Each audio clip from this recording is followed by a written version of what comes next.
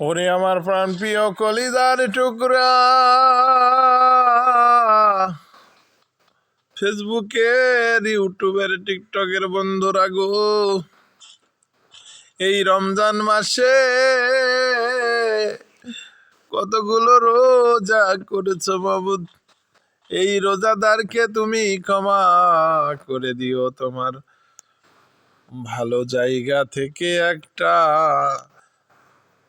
সুন্দর মনের পছন্দ মতো জায়গায় তাদেরকে জান্নাতবাসী করে দিও।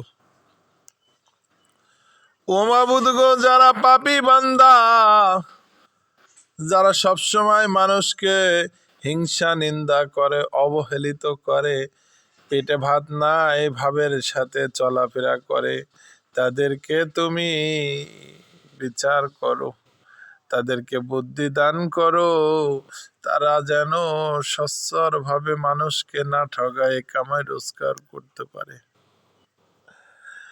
ও মাবুদ, এই দুনিয়ার বুকে যারা জীবিত আছে তাদেরকে তুমি নামাজি বানাই দাও মাবুদ গো। যারা নিয়মিত আমাকে সাপোর্ট করে তাদেরকে তুমি রহমত নাজিল করে দাও। রমজান মাসে তাদেরকে ভালোভাবে চলার তৌফিক দান করে দাও মাবুদ। আমার বিরুদ্ধে যারা লাগছে এই রমজান মাসে, তাদেরা ইহুদি কি নাসারা জানে না মাবুদ, তাদেরকেও তুমি রহমত নাজিল করো, তারাও যেন ভালো হয়ে যায় মাবুদ গো।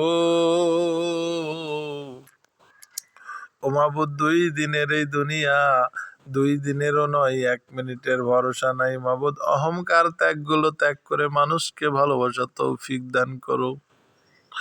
আমিন আমিন করে যাচ্ছি মাবুদ গো।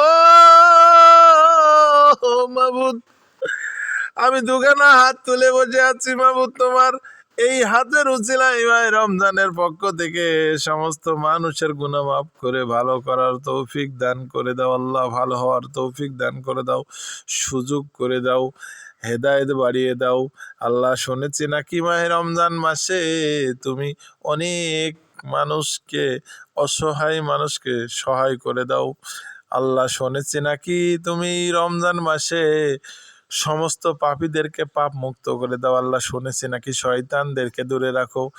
তবুও আমার উপরে এত শয়তান কেমনে বিরাজ করছে মাবুদ, তুমি তাদের বিচার করো। আমিন আমিন।